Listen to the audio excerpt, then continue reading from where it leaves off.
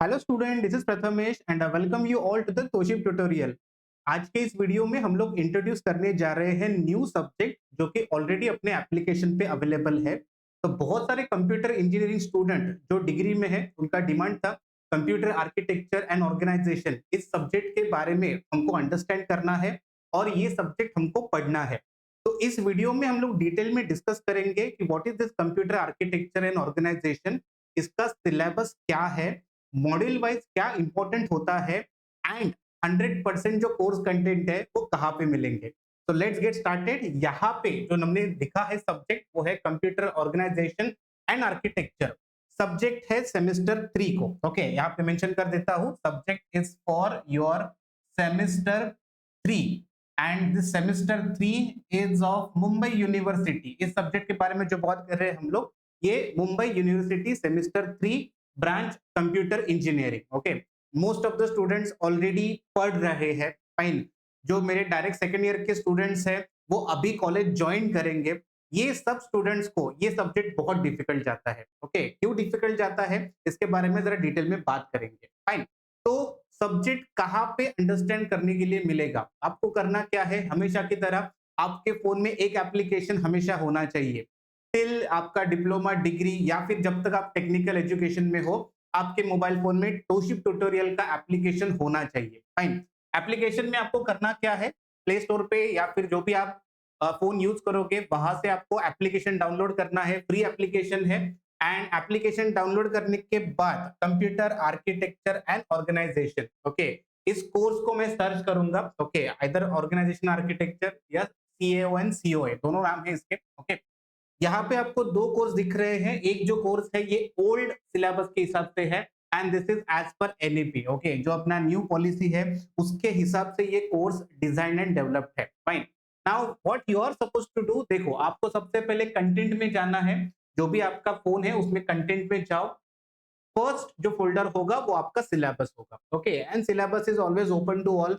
बहुत सारे लोग बोलते हैं कि सर हमको कोर्स परचेज करना है लेकिन सिलेबस नहीं पता चलता क्या है। तो आप कभी भी क्या कर सकते हो, किसी भी कोर्स का सिलेबस पहले ओपन करके देखो। ओके, अगर ये कोर्स के कंटेंट आपके कॉलेज के कंटेंट से मैच करते हैं तो ही ये कोर्स परचेज करना। ओके, अदरवाइज यहाँ पे कैसे हो सकता है, बहुत सारे ऑटोनॉमस कॉलेजेस हैं वो अपने अपने हिसाब से सिलेबस डिजाइन करते हैं। 19-20 का फर्क होता है, कंटेंट ऑलमोस्ट सेम ही होते हैं, but again it's your responsibility to check the complete syllabus. Okay, now Mumbai university students, आपके लिए ये जो सब्जेक्ट है ये कंप्लीटली फॉलो करता है दो सब्जेक्ट का कॉम्बिनेशन। ओके, एक है डिजिटल इलेक्ट्रॉनिक्स जिसके अंदर आप नंबर सिस्टम गेट्स वगैरह पढ़ते हो, और एक है कंप्यूटर आर्किटेक्चर जिसके अंदर व्हाट एग्जैक्टली देयर, एक कंप्यूटर के अंदर का जो आर्किटेक्चर है उसको कैसे ऑर्गेनाइज किया है, मेमोरी कैसे ऑर्गेनाइज करेंगे, कंट्रोल यूनिट कैसे ऑर्गेनाइज करेंगे, इन दोनों का कंबाइन करके ये सब्जेक्ट बनाया गया है। फाइन, देखो यहाँ पे इनिशियली जब आप पढ़ना शुरू करते हो तो ऐसा लगता है कि इससे इजी सब्जेक्ट हो ही नहीं सकता। ओके, आप क्या पढ़ते हो, आप कन्वर्जन पढ़ते हो। ओके, नंबर सिस्टम गिवन होता है जहां पे आपको डेसिमल नंबर को बाइनरी, ऑक्टल, हेक्साडेसिमल ऐसे कन्वर्ट करने के लिए बोला जाता है। ओके, एंड बहुत सारे लोग को ये इतना इजी लग जाता है कि उसके आगे बोलते कि ये तो बहुत इजी सब्जेक्ट है। ओके, इंजीनियरिंग है मतलब वहां पे कुछ ना कुछ कैलकुलेशंस आएंगे, कुछ ना कुछ टेक्निकल चीजें आएंगी जो थोड़ा एडवांस लेवल पे होती है। ओके, तो चलो ये पार्ट तो हो गया, बहुत लोग को इजी लगता है। इसके बाद गेट्स भी बहुत सारे लोगों को इजी लगते हैं। ओके, बहुत सारे लोग को 11 10 11th में 12th में ये गेट्स के बारे में इंट्रोडक्शन आ जाता है। ओके, जो मेरे डिप्लोमा स्टूडेंट्स हैं उनको ऑलरेडी गेट्स पढ़ चुके हैं। Okay, now what next, what is new, यहाँ पे जो नया कंसेप्ट आता है वो कंसेप्ट आता है ऑर्गेनाइजेशन ऑफ कंप्यूटर। ओके, कौन से टाइप के मॉडल्स हो सकते हैं। ओके, वॉन न्यूमन आर्किटेक्चर क्या है, हार्वर्ड आर्किटेक्चर क्या है, इसका इंट्रोडक्शन आपको मॉड्यूल नंबर 1 में मिल जाएगा। ओके, नाउ सी, इसके बाद डिजिटल का जो पार्ट होता है इसके अंदर कुछ भी नहीं है। ओके, अगर आप ठीक से देखोगे यूनिट नंबर 2 पूरा डिपेंडेंसी है ALU के ऊपर। Okay, ALU is your arithmetical logical unit जो एवरी CPU के अंदर प्रेजेंट होता है। तो ये जो ALU ऑपरेट करता है, जैसे एडिशन करता है, सब्ट्रैक्शन करता है, ये सारे काम करने के लिए ये एग्जैक्टली कौन से एल्गोरिथम यूज करता है ये आप पढ़ोगे यहाँ पे ALU ऑपरेशंस में। ओके, 10 से 20 मार्क के न्यूमेरिकल्स यहाँ पे आते हैं। ये जो बूथ एल्गोरिथम दिख रहा है, restoring and non restoring division algorithm, IEEE 754 floating point representation, this is all mathematical concept. Okay, यहाँ पे स्ट्रेट फॉरवर्ड आपको कुछ ना कुछ प्रॉब्लम स्टेटमेंट गिवन होगा, उसके हिसाब से आपको न्यूमेरिकल एक्सपेक्टेड है। That is your unit 2 ALU operations. Okay, now once you done with the ALU operations, ये ALU किसी ना किसी प्रोसेसर का पार्ट होता है। ओके, समटाइम्स 8085 8086 इसका रेफरेंस लेके पढ़ाया जाता है, लेकिन आपके सिलेबस में क्लियरली मेंशन है प्रोसेसर 8086। ओके, तो आपको अंडरस्टैंड करना है 8086 का आर्किटेक्चर सबसे पहले एंड उसका ब्लॉक डायग्राम। तो ये कंप्लीट थोड़ा सा जो 50% पार्ट है यहाँ पे थ्योरेटिकल आ जाता है, लेकिन अगेन जो लॉजिकल पार्ट है वो है कंट्रोल यूनिट का। Okay, so in this control unit we need to understand the instruction interpretation, micro program, hardware control unit, okay, micro instructions, ये सारे जो कंसेप्ट्स है ना, ये एक कंप्यूटर इंजीनियर को 100% पता होने चाहिए। ओके, अगर आप कंप्यूटर इंजीनियरिंग कर रहे हो तो आपके लिए ये सब्जेक्ट मस्ट है, मस्ट मतलब बेस सब्जेक्ट है, क्योंकि कंप्यूटर इंजीनियर है, कंप्यूटर से डील करेंगे, तो कंप्यूटर रिलेटेड जो चीजें हैं वो हमको आनी चाहिए। ओके, नाउ मूविंग फॉरवर्ड, जैसे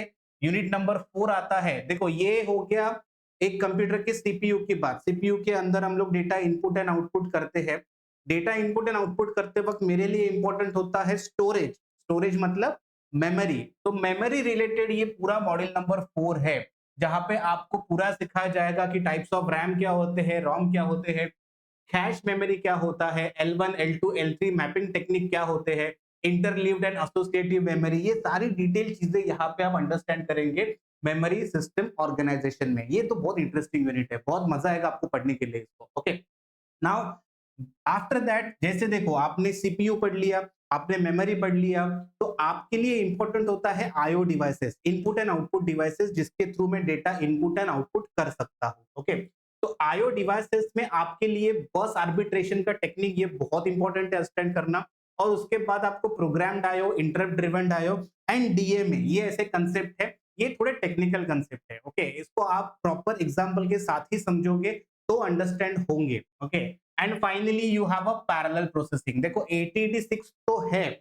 लेकिन अलोंग विद 8086 पैरेलल प्रोसेसिंग पढ़ाने के लिए और एक माइक्रो प्रोसेसर को इंट्रोड्यूस किया है, which is called as 80386। Okay, now 80386 आप बोलोगे ये कौन से प्रोसेसर है, इसके नाम कभी सुने ही नहीं हम लोगों ने। ओके, ये बेस वर्जन है। ओके, इसका ही एडवांस वर्जन करके फाइनली आपके हाथ में जो फोन है उसके अंदर प्रोसेसर आप यूज कर रहे हो, लेकिन ये सारे बेस वर्जन है, कंसेप्ट यहाँ से ही डेवलप हुए। ओके, तो 80386 में what is important, you need to understand what is real mode, protected mode, virtual mode क्या होता है। यहाँ पे आपको सुपर स्केलर आर्किटेक्चर का इंट्रोडक्शन आएगा and Flynn's classification, one of the important question पूछते ही है बहुत बार एग्जाम में, ये भी आप अंडरस्टैंड करोगे आपके मॉड्यूल नंबर 6 के अंदर। ओके, तो कुल मिला के ये जो 6 मॉड्यूल्स है, ये 6 मॉड्यूल्स एक्चुअली डिवाइड होते हैं डिजिटल एंड कंप्यूटर आर्किटेक्चर में, जिसमें से डिजिटल का पार्ट इधर ही खत्म हो जाता है। अगर आप बोलोगे कि इसमें क्या है डिजिटल का पार्ट, तो गेट्स, उसके बाद नंबर सिस्टम्स,